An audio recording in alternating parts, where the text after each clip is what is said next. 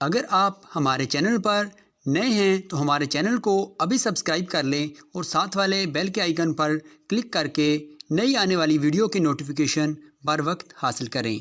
بسم اللہ الرحمن الرحیم عن عمر بن الخطاب رضی اللہ عنہ قال سمعت رسول اللہ صلی اللہ علیہ وسلم يقول انما الاعمال بالنیات وانما لكل امرئ ما نوى فمن كانت هجرته الى الله ورسوله فهجرته الى الله ورسوله ومن كانت هجرته لدنيا يصيبها او امرأة ينكحها فهجرته الى ما هاجر اليه۔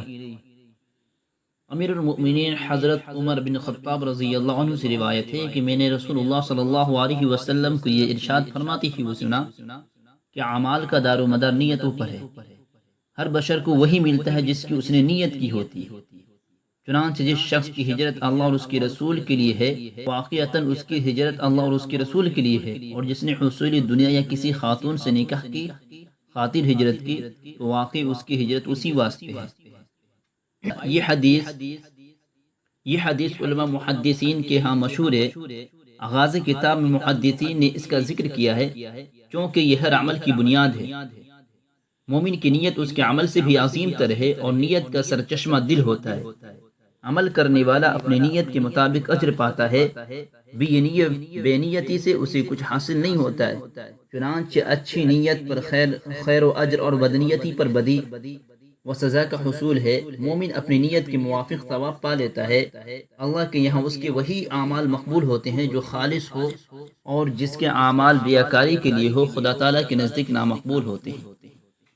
اعمال کی صحت و فساد کا مدار نیتوں پر ہے۔ اللہ نے ہر کام میں اخلاص کا حکم فرمایا ہے اور اس کو قبولیت کی شرط قرار دیا ہے، خواہ عمل چھوٹا ہو یا بڑا۔ اعمال اگر اخلاص اور حضور قلب سے خالی ہو تو عند اللہ مقبول ہونے کی امید کیسے کی جا سکتی ہے؟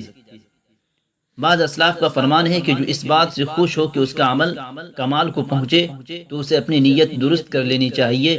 یہ بھی کہا گیا کہ عمل درست تو دل درست، اور نیت درست تو عمل درست۔ حدیث کی شروع میں ہجرت کے معنی ہیں منہیات خداوندی کو چھوڑ دینا۔ اسلام میں ہجرت کی دو صورتیں ہیں، پہلی دار الخوف سے دار الامن کی طرف جانا، دوسری دار الکفر سے دار الاسلام کی جانب منتقل ہونا۔ روایت کیا گیا ہے کہ ایک شخص نے مکہ مکرمہ سے مدینہ منورہ ہجرت کی۔ ان کا ارادہ مدینہ منورہ میں رہنے والی ایک خاتون سے نکاح کرنا تھا۔ نیت کی تین قسم ہوتی ہے، ایک تو اچھی نیت، دوسری بری نیت، اور تیسری قسم کی بے نیت یعنی بلا نیت عمل کرنا۔ تیسری قسم کا ذکر حضرت مولانا سعید الرحمن صاحب فرماتے ہیں کہ مفکر اسلام حضرت مولانا علی میاں ندوی رحمۃ اللہ علیہ سے آپ کی بیشتر مجالس میں نے سنا ہے۔ میرا خیال یہ ہے کہ یہ قسم صرف مدارس اسلامیہ میں ہی پائی جاتی ہے، اس لیے کہ زیادہ تر طلبہ جو مدرسوں کا رخ کرتے ہیں اور حصول علم کے لیے شہر در شہر خاک چھانتے ہیں، ان کی کوئی نیت نہیں ہوتی۔ کسی طالب علم سے پوچھئے کہ یہاں کیوں آئے ہو، جواب ہوگا کہ میرے والد نے بھیجا ہے۔ دوسرا کہے گا کہ مجھے اس مدرسے سے بہتر جگہ قیام و طعام کے لیے نظر نہیں آئی۔ یا یوں کہے گا کہ یہ ایک بڑا مدرسہ ہے۔